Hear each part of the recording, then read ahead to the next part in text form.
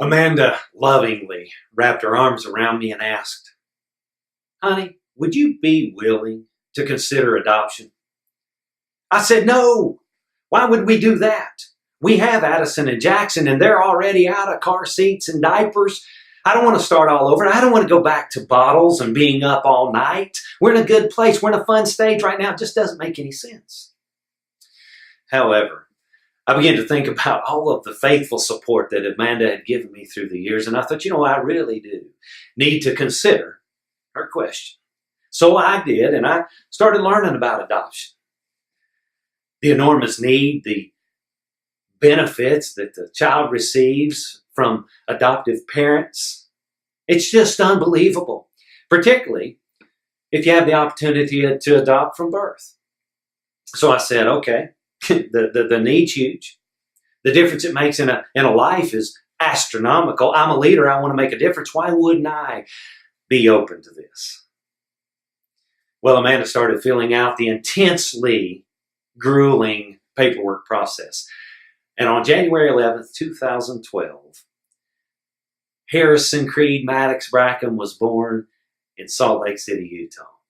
I'll never forget what his birth mother said to Amanda and I. We were gathered around her bed in the hospital room the day after Creed was born, and she was just sharing with us the reason that she chose adoption. And she said, "I didn't want to raise another child in a home without a father." And she said, "I had 10 profiles to choose from, and when I read yours, I immediately knew that you were the forever family for Creed." She says, matter of fact, I didn't even read the other ones. You see, she had experienced firsthand the repercussions of an absent father. About 75% of all African Americans born in the United States today are born into single parent homes. And she didn't want that for her fourth child. This journey of adoption has been a phenomenal experience. The opportunity we've had to make a difference in a life. Author and pastor and one of my favorite communicators, Andy Stanley, says, "Do for one what you wish you could do for everyone."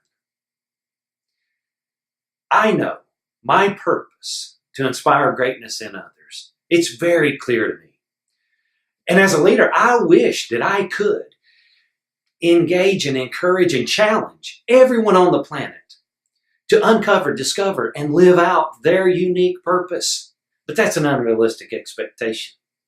Here's what I know. I can't do everything, but I can do something. I have the skill, the ability, the talent to equip leaders. Why wouldn't I start at home where it matters most and the return is the greatest? The more I've learned about adoption, the more passionate that I've become about it. As a matter of fact, we didn't stop with Creed. 15 months after Creed was born, Everson Lennon Bracken was born. And her story is moving.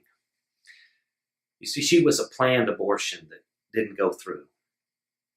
Last week, when she was running to me with her arms out saying, "Daddy, Daddy," her big brown eyes twinkling, I could see the dimples in her beautiful cheeks. I picked her up and she gave me the sloppiest wet kiss that only an 18-month-old could give. And in that moment, I was so thankful that I said yes to the opportunity to change her world. Gandhi said, "Be the change you want to see in the world." I love that quote. But being a change agent requires action. What do you see that needs to change in our world? And who are you willing to become to make it happen? For me, it's simple. I'm becoming an inspiring leader to not just Addison and Jackson, but also to Creed and Everson.